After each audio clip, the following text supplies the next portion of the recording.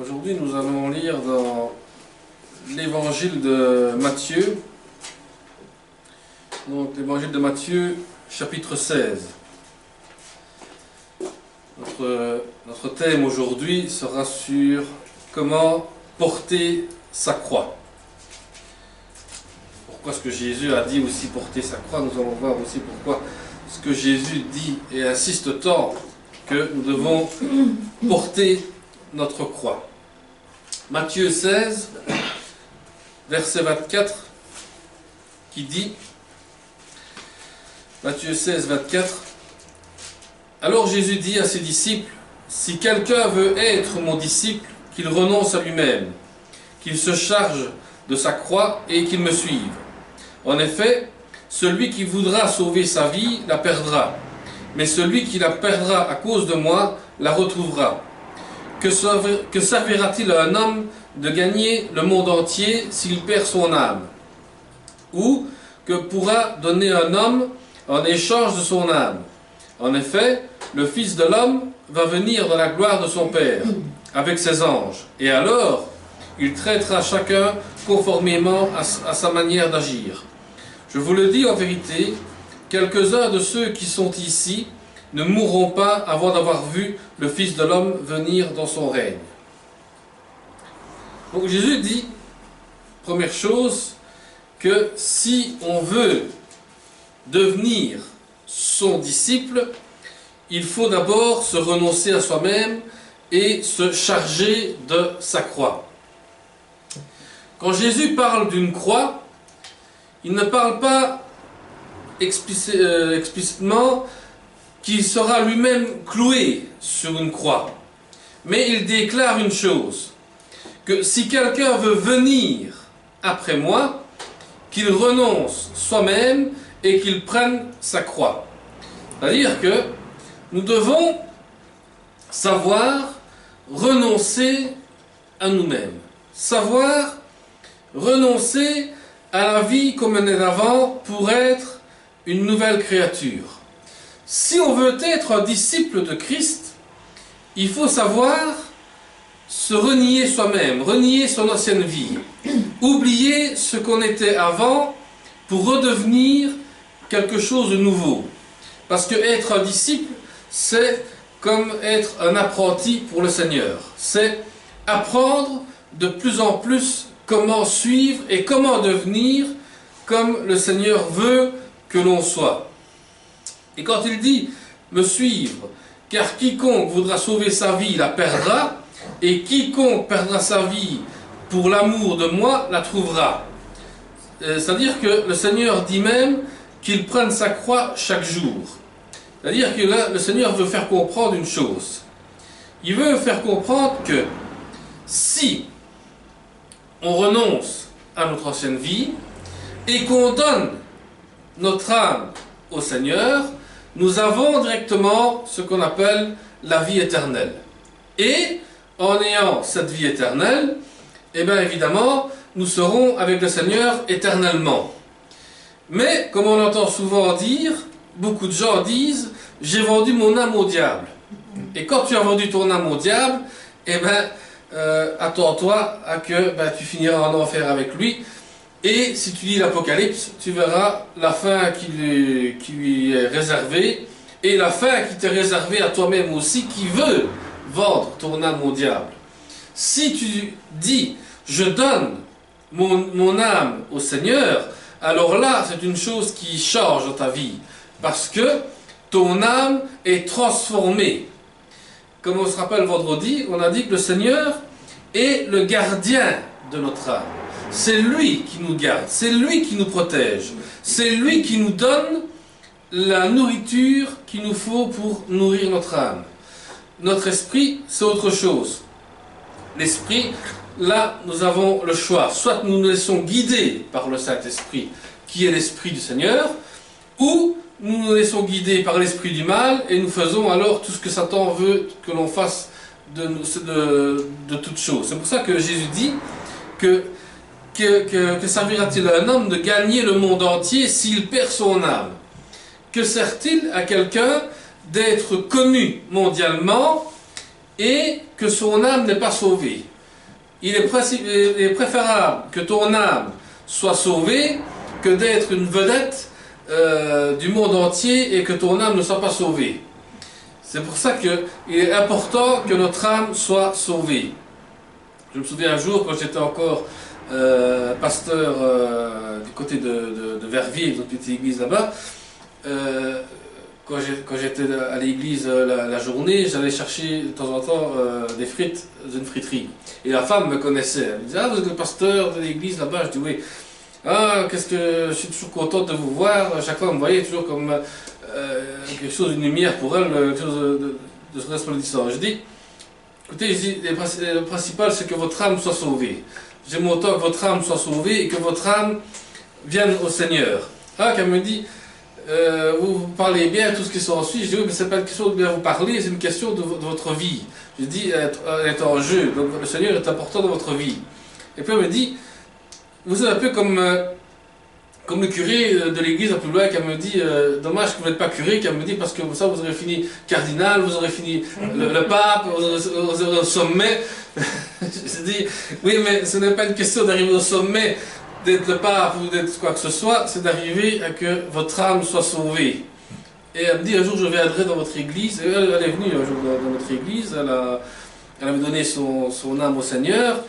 Et pour vous dire que des fois les gens veulent toujours vous voir comme une vedette, mais seulement vous n'êtes pas une vedette, vous êtes des gens qui sont appelés en tant que disciples à faire venir des gens au Seigneur pour que leur âme soit sauvée.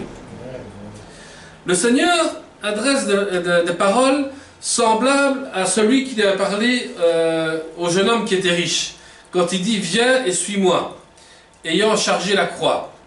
Plus tard alors, de grandes foules allaient avec lui. Il se tourne vers elle et dit: quiconque ne porte pas sa croix et ne vient pas après moi ne peut être mon disciple. Et à une autre occasion encore, nous l'entendons dire: celui qui ne prend pas sa croix et ne vient pas après moi n'est pas digne de moi. Donc, porter sa croix, c'est dire que chaque moment, chaque jour que nous vivons, nous devons porter notre croix. C'est-à-dire qu'à un moment donné, quoi qu'il arrive, nous devons avoir les yeux fixés sur la croix de Christ. Parce qu'on sait qu'à un moment donné, l'ennemi veut attaquer par n'importe quel moyen. Et nous savons que Jésus-Christ a détruit les œuvres de l'ennemi à travers la croix. Et que si on ne prend pas notre croix avec nous, et que des fois on ne fait pas crucifier notre ancienne chair pour que le Seigneur agisse dans notre vie, eh bien, c'est-à-dire qu'on ne prend pas sa croix et on n'est pas digne d'être appelé disciple. Pour être appelé un disciple, il faut savoir prendre sa croix et dire: Seigneur, je suis en train de crucifier cette chose qui n'est pas bon en moi, afin que tu puisses mettre quelque chose de meilleur en moi. Ce sont des paroles extrêmement fortes que le Seigneur utilise. Le Seigneur utilise aussi un langage figuré comme souvent ailleurs. Que veut-il donc nous dire lorsqu'il demande de façon si pressante de porter notre croix et de le suivre? Parce que le monde chrétien a gravement dévalorisé ces paroles. On entend dire: chacun a sa part de souffrance, chacun doit porter sa croix. Mais ce n'est pas du tout ce que le Seigneur veut dire. Il fait sans aucun doute allusion à la croix qu'il devra porter, sur laquelle il sera cloué. Nous savons en effet qu'à l'issue du procès, il a été condamné à mort. Il sortit portant sa croix et s'en alla au lieu du crâne où ils le crucifièrent. Jean 19, 17. Parce qu'au monde d'aujourd'hui, le chrétien, quand tu parles avec un chrétien, il dit: ah, mais celui-là, s'il est malade, eh ben, c'est son problème, il n'a qu'à porter sa croix et continuer le chemin ainsi. Celui-là, eh ben, il faut prier pour lui, oui, d'accord, mais bon, tu sais ce qu'il a fait, ben, maintenant il souffre de ce qu'il a commis. Voilà ce qui est arrivé dans le monde chrétien d'aujourd'hui. C'est qu'on est arrivé que l'ennemi est rentré dans l'église et a réussi à que tout le monde se critique et que tout le monde se cherche des conflits. Mais porter sa croix, c'est de dire, je prie pour cette personne-là, afin que lui aussi suive le Christ et que lui aussi crucifie ce qui n'est pas bon chez lui, et que on se rappelle que Jésus, quand il a porté sa croix, quand il est tombé à 2 reprises, il y a eu un homme qui est venu aider à porter cette croix.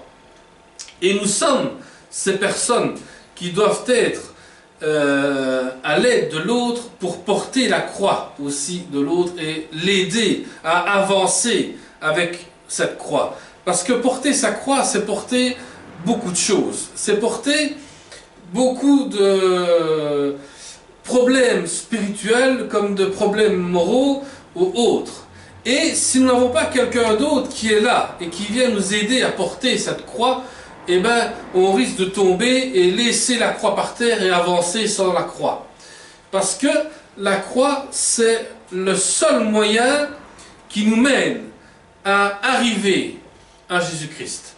C'est le seul moyen, c'est le seul pont qui nous guide pour passer là où il y a une crevasse où tu risques de tomber. Ben, la croix ne te laissera pas tomber parce que tu t'accroches à quelque chose. Tu t'accroches à Jésus-Christ. Parce que porter sa croix, c'est se dire, moi je veux aussi être, spirituellement parlant, être crucifié avec le Christ et rester attaché avec lui. Et ne pas bouger, et ne pas laisser tomber ma croix et avancer sans le Christ. Parce que sinon, on va tourner en rond, comme le peuple d'Israël qui avait tourné en rond pendant 40 ans dans le désert, pour une seule chose, parce qu'il ne voulait pas obéir à la parole de Dieu. Et si on n'obéit pas à la parole de Dieu, eh ben qu'est-ce qu'il arrive? Il arrive qu'on se retrouve dans un désert et on tourne et on tourne et on se demande mais qu'est-ce qui se passe? Eh ben Dieu t'a parlé, Dieu t'a demandé de l'écouter, mais toi tu n'as pas voulu écouter, tu as voulu faire à ta tête, eh ben tu tournes en rond comme le peuple d'Israël dans le désert, parce que eux avaient normalement, géographiquement parlant aussi, ils n'avaient que 2 jours de marche et ils arrivaient sur la terre promise. Mais ils ont mis 40 ans à tourner en rond dans le désert et ne sachant pas où aller. Donc c'est pour ça que nous avons besoin d'une boussole pour avancer, et notre boussole c'est évidemment Jésus-Christ. C'est lui qui nous mène là où on doit aller. Quel spectacle aussi que celui d'un homme portant sa croix. Celui qui marchait ainsi était publiquement couvert de honte. Voilà un crucifié, vous pouvez dire. C'était un homme voué à la mort honteuse de la croix. Parce qu'à l'époque de l'Ancien Testament, il était écrit que malheur soit celui qui soit pendu au bois. Parce que celui qui était pendu au bois, c'était un malheur, c'était quelque chose qui ne pouvait pas arriver, c'était un scandale. Et Jésus-Christ, l'apôtre Paul le dit même, que la croix a été un scandale pour certains, mais pour nous, ça a été une victoire. Pourquoi? Parce que Jésus, en étant sur la croix, a montré un spectacle. Un spectacle que pour les Juifs et pour les autres, c'était une honte de voir un homme qui allait se faire crucifier.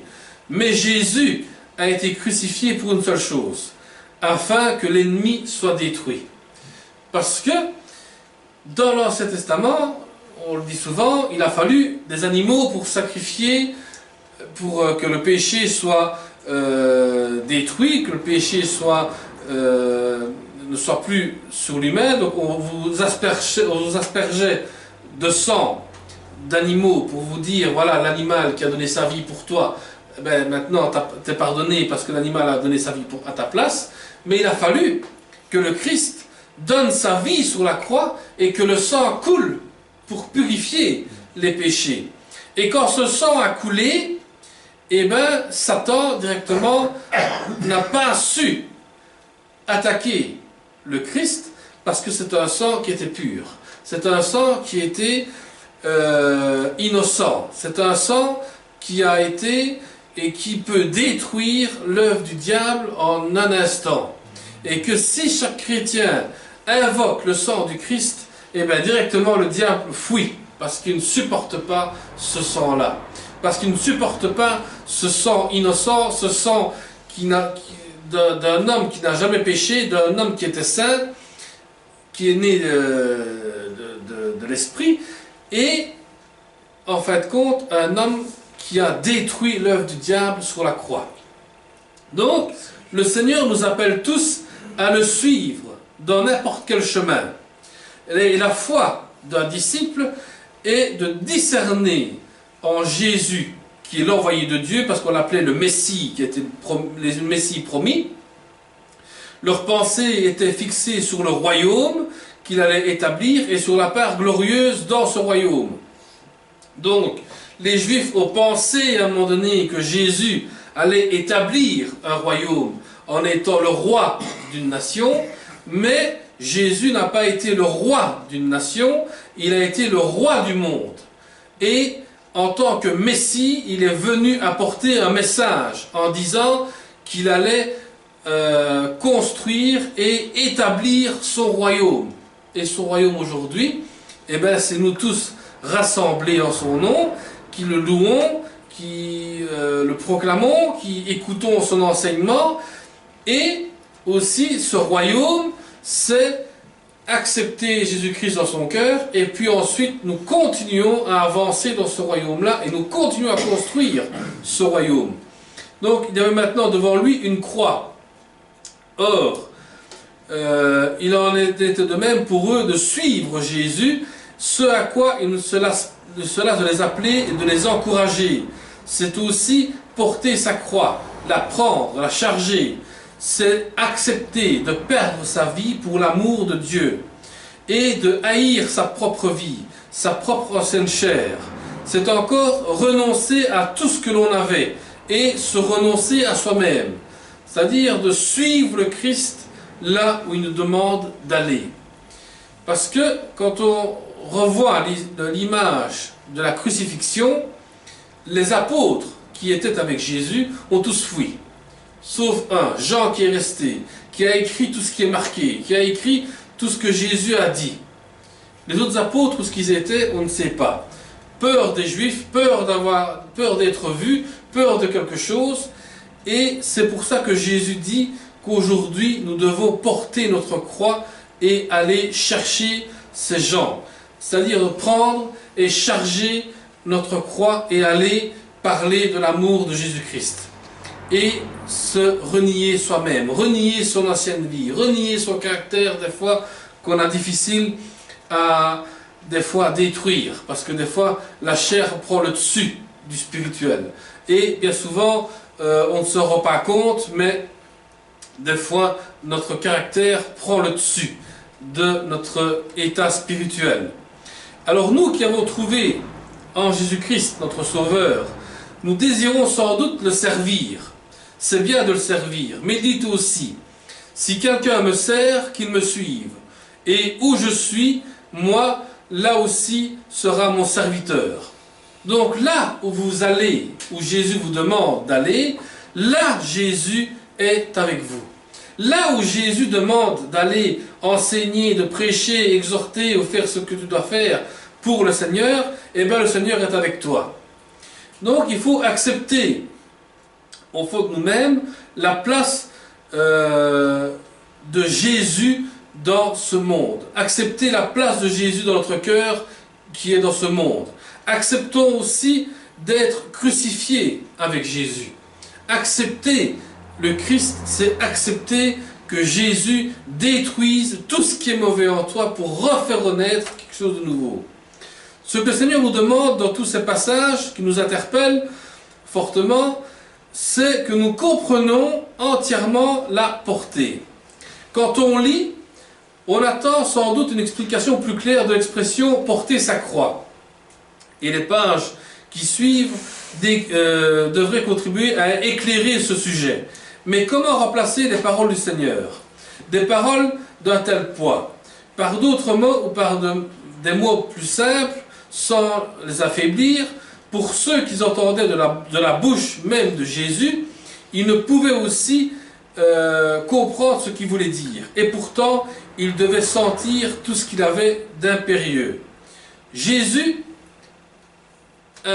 quand il a dit ça à ses disciples, que prendre sa croix et qu'ils le suivent, il se disait, mais alors nous allons nous aussi aller sur Golgotha et nous faire crucifier. Non, Jésus dit, acceptez-moi que je suis le roi de toutes les nations, je suis le roi des rois, je suis le Messie, je suis le Christ, je suis celui qui vient et qui va revenir vous rechercher. Parce qu'il dit, au verset 28, je vous dis en vérité, quelques-uns de ceux-ci ne mourront pas avant d'avoir vu le Fils de l'homme venir dans son règne. C'est-à-dire que nous allons peut-être un jour voir le Christ dans sa gloire à venir, avant que son règne ne revienne sur terre.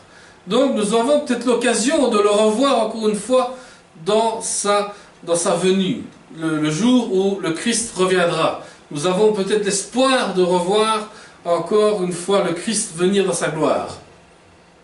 Donc, être crucifié avec Christ et ressuscité avec le Christ, ce sont des enseignements que le Seigneur Jésus a donnés à ses disciples. Et on ne peut avoir complètement l'explication avant sa mort et sa résurrection et son ascension dans le ciel, alors il enverrait le Saint-Esprit pour nous conduire dans toute la vérité.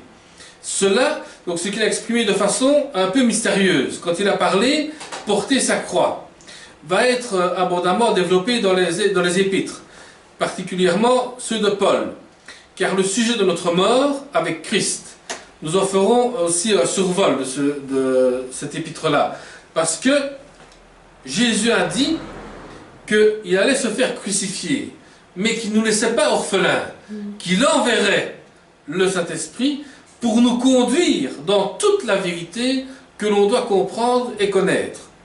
Et ensuite, Paul, là, commence son enseignement qu'il faut mourir soi-même pour revivre en Christ. Parce que c'est là que Paul dit, ce n'est plus vous qui vivez, mais c'est Christ qui vit en vous.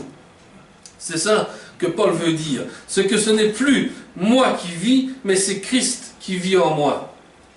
Donc, il y a d'abord un grand fait.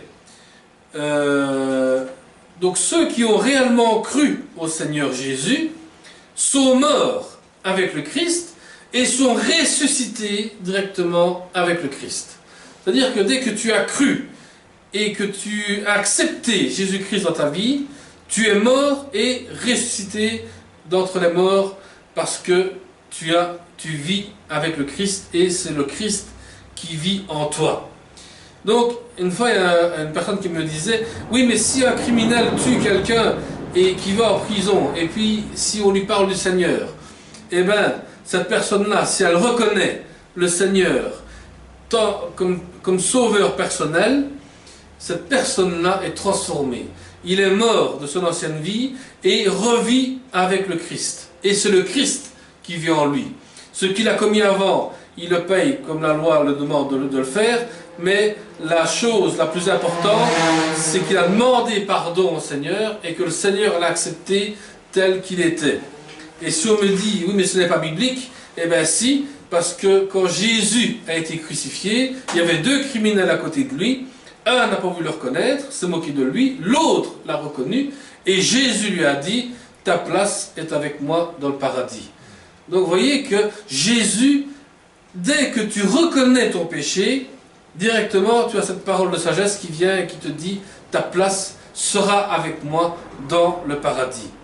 Ils ne sont plus dans la condition dans laquelle ils étaient par naissance comme enfants d'Adam, ils ne font plus partie de cette race caractérisée de façon irrémédiable par le péché, ils sont détachés du péché et ils sont liés à un chef qui est le Christ. C'est pour ça que Paul insistait en disant que le Christ est le chef de l'Église, la tête de l'Église. Il est encore au-dessus du pasteur.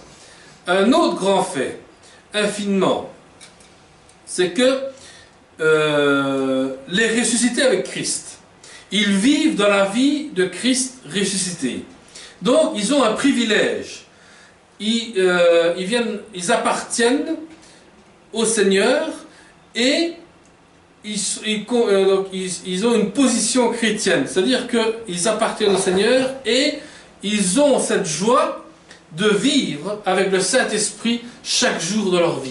Chaque jour dans leur cœur, ils sentent quelque chose qui les régénère, qui leur met de façon à revivre quelque chose de meilleur.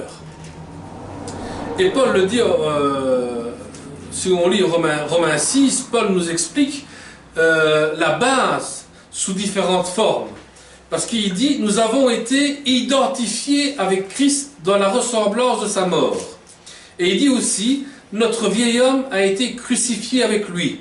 Nous sommes morts avec Christ. Et l'apôtre ajoute, de même vous aussi, tenez-vous-même pour morts au péché, mais pour vivants à Dieu dans le Christ Jésus. Tenez-vous. C'est-à-dire qu'il dit, considérez de cette manière que vous êtes morts avec Christ, mais voyez les choses comme Dieu les voit. Tenez pour vrai ce que Dieu vous a dit, sans vous occuper de vos propres sentiments, sans faire de raisonnement. Vous ne voyez pas que votre vieil homme a été crucifié avec Christ. Vous ne voyez pas davantage que le sang de Christ a effacé vos péchés, alors que votre foi repose simplement sur la parole de Dieu, qu'il déclare qu'il en est ainsi. Paul dit bien que nous sommes crucifiés avec Christ, nous sommes morts avec Christ, et nous sommes identifiés avec Christ. Parce que le jour où on passera devant Dieu, Dieu, quand il nous verra, il verra sur toi marqué Christ. Il verra, ah, celui-là, il a accepté le sacrifice que j'ai fait pour lui. Il a accepté, il a été pardonné, il a été justifié, il a été identifié dans le nom de Christ.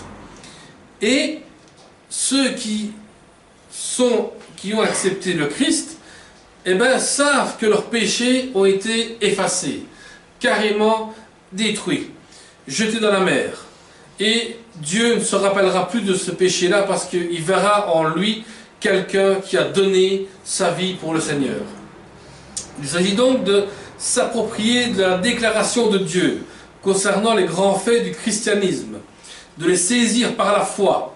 Si nous le faisons, la vérité aura toute sa puissance dans nos âmes et produira des résultats pratiques dans notre vie de tous les jours.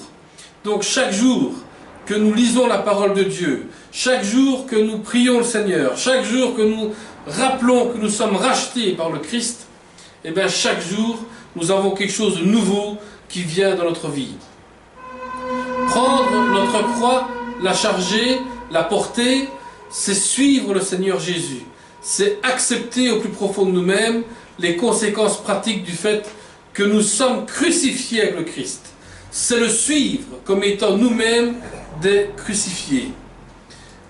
Nous sommes morts avec le Christ.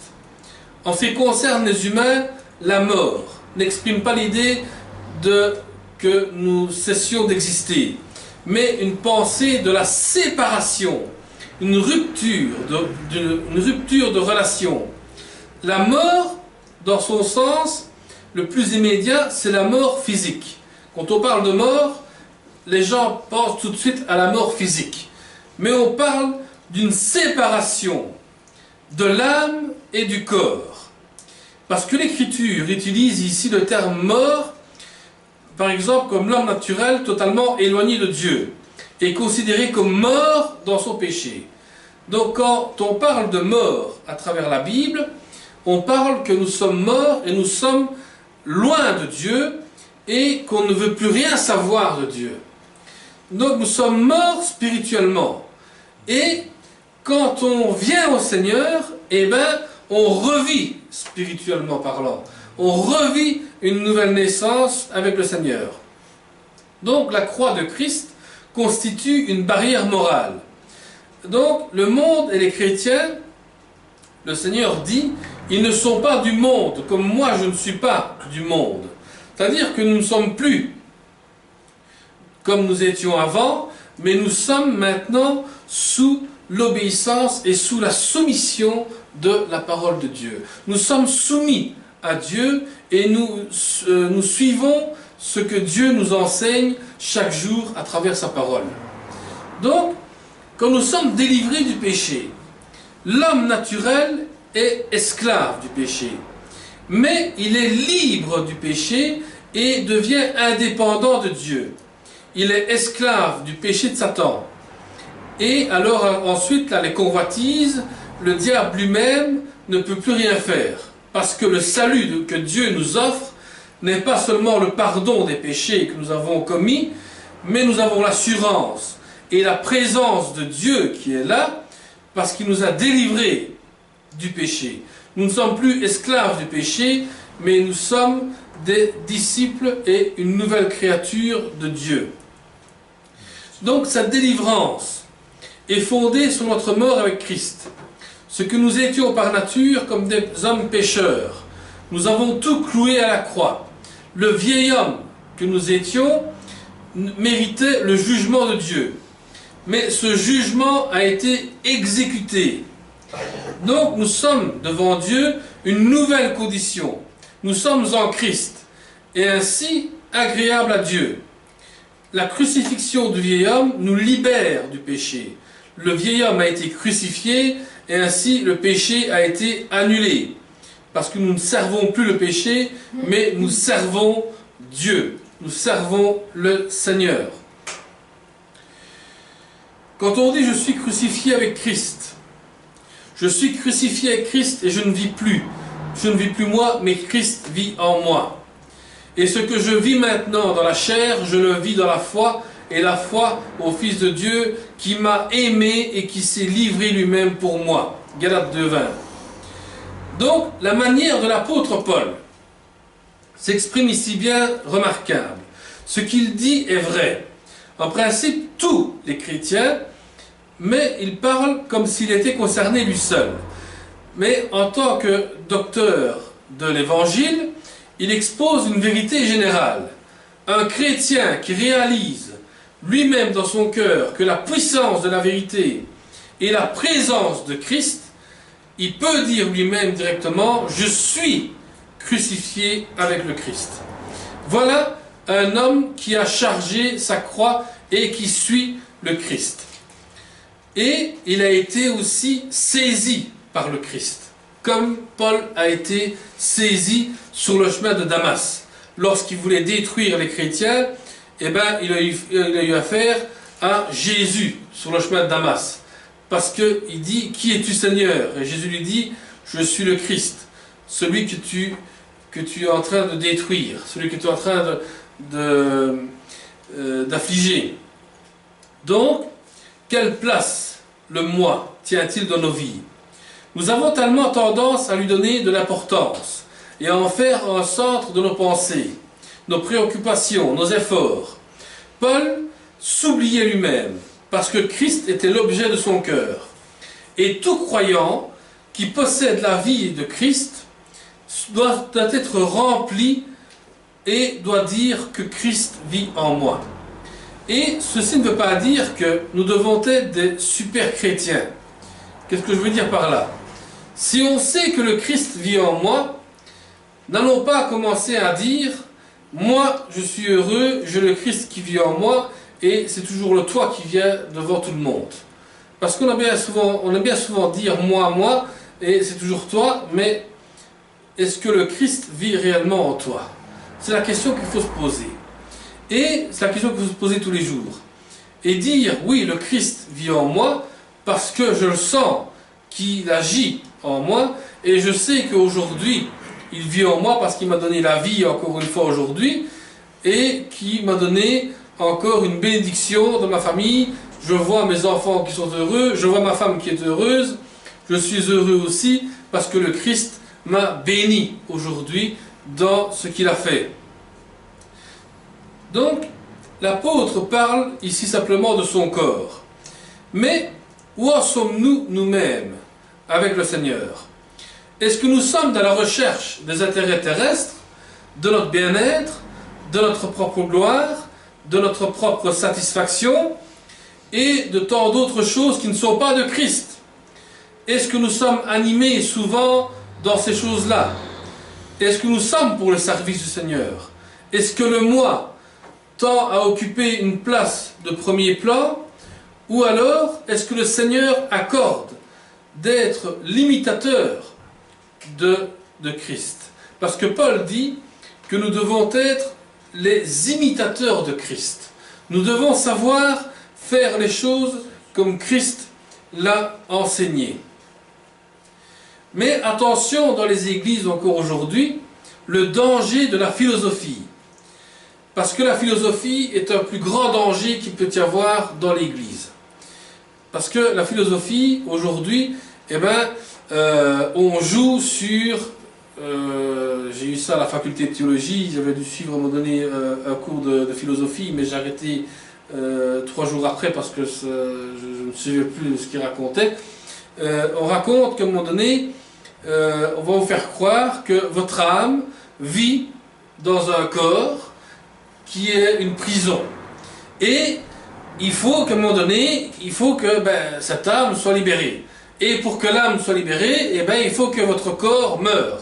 Donc, on est arrivé aujourd'hui à certaines religions où on arrive à qu'on se suicide carrément pour que votre âme soit libérée de ce corps qui a emprisonné cette âme, qui n'avait pas demandé d'être en prison, et pourtant tu as emprisonné cette âme. Et les gens, dans leur tête, disent: mais alors, si mon corps est une prison, il faut que je sois libéré. Et pour que je sois libéré, il faut que je me suicide, il faut que je me tue, il faut que je tue les autres avec moi, parce que leur âme doit être sauvée. Vous voyez jusqu'où on peut aller. Donc, il faut faire attention à ces choses de philosophie, parce que des fois, ça peut jouer sur la psychologie des gens qui ne comprennent plus ce que la parole de Dieu veut nous dire, et vont croire à des choses qui sont, je vais dire, stupides dans la philosophie, et oublient carrément que le Christ a donné sa vie pour nous, pour que notre âme soit sauvée. Le jour où nous mourrons physiquement parlant, d'une mort naturelle, notre âme partira avec le Seigneur, parce que nous savons que nous avons hérité de la vie éternelle. Donc, il y a un certain courant de pensée à contester le bien fondé d'expressions telles que les deux natures. Donc, nous devons nous rappeler la vieille nature et la nouvelle nature. Donc, le vieil homme qui était en nous a été crucifié pour que nous vivions cette nouvelle vie avec le Seigneur. Donc, ces expressions appartiennent pourtant aux saints enseignants. Nous en dirons quelques mots au chapitre... on peut en dire quelques mots aussi au chapitre 5 de Matthieu, où on affirme que le vieil homme qui est crucifié n'existe plus. Et on a voulu introduire une immense différence entre le vieil homme qui n'existera plus et la chair qui existe encore. C'est-à-dire que le vieil homme qui existait en nous, c'est-à-dire nos anciennes vies, notre ancienne pensée, notre ancienne façon de vivre, a été détruite, mais des fois on oublie que la chair prend le dessus du spirituel. Donc il y a une différence, telle que le principe de mal dans le croyant et en est très fortement atténué. La chair, a-t-on dit, n'est pas autre que des vieilles habitudes, de mauvais plis qui datent d'avant notre conversion. Des conséquences d'un tel enseignement sont graves. Lorsque nous avons péché, nous avons à confesser nos manquements devant Dieu, à nous juger nous-mêmes devant lui. Or, pour ce jugement, soit vrai, réel et profond, il doit porter non seulement sur les actes commis, mais sur la source dont ils proviennent. Minimiser le caractère de celle-ci conduit à ne pas juger soi-même avec le sérieux nécessaire. Nous sommes obligés de nous juger nous-mêmes chaque jour. Quel est mon comportement? Comment est-ce que je me suis comporté avec les autres dernièrement? Et minimiser le caractère de ça, peut nous conduire à que notre ancienne chair reprenne le dessus. Donc, il faut se souvenir que ce n'est jamais un avantage de se sous-estimer la force d'un ennemi, mais les Écritures, notre ennemi intérieur, qui est la chair, est beaucoup plus que les vieilles habitudes. La pensée de la chair est inimité contre Dieu, car elle ne se soumet pas à la loi de Dieu, car aussi elle ne peut pas se soumettre à la loi de Dieu. Aussi longtemps que nous serons dans notre corps mortel, nous aurons affaire à un tel ennemi.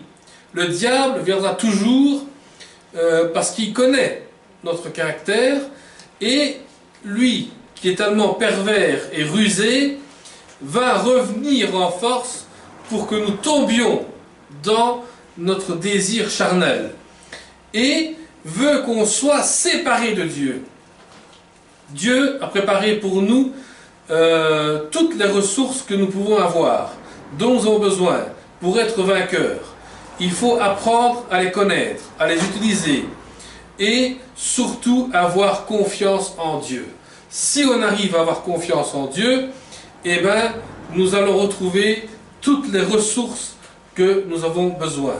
Et la ressource que nous avons besoin, c'est la prière, la lecture de la parole de Dieu et les enseignements qui sont guidés par le Saint-Esprit pour pouvoir chaque jour nourrir notre âme. Ça, c'est le principal. Voilà, nous allons prier pour conclure. Seigneur, nous te bénissons, nous te remercions encore, Seigneur, aujourd'hui pour cette parole que tu nous as donnée, Seigneur. Que chacun de nous, Seigneur, puisse comprendre que nous devons porter notre croix et chaque fois avancer avec la croix. Seigneur, que personne ne laisse tomber ta croix, Seigneur, pour ne pas tomber sous le feu de l'ennemi, mais que nous restions toujours disposés à ta parole, Seigneur, et que nous restions toujours, Seigneur, aussi dans ta confiance. Seigneur, nous voulons rester toujours près de toi, Seigneur, et que tu nous as promis aussi la vie éternelle. Seigneur, merci pour cette vie éternelle que nous avons héritée. Merci pour le Christ qui a donné sa vie pour nous. Merci pour tout ce que tu nous donnes encore aujourd'hui. Seigneur, que chacun, Seigneur, puisse t'accepter encore une fois dans leur cœur, et que chacun de nous, Seigneur, puisse encore chaque jour se juger soi-même pour les actes que nous commettons chaque jour qui peuvent te déplaire, et que nous-mêmes, des fois, nous ne rendons pas compte, Seigneur. Mais, Seigneur, que ton Saint-Esprit nous guide à nous remettre en question et nous remettre sur le droit chemin, Seigneur. Guide-nous, Seigneur, dans chaque chose. Dans le nom de Jésus-Christ. Amen. Amen. Amen.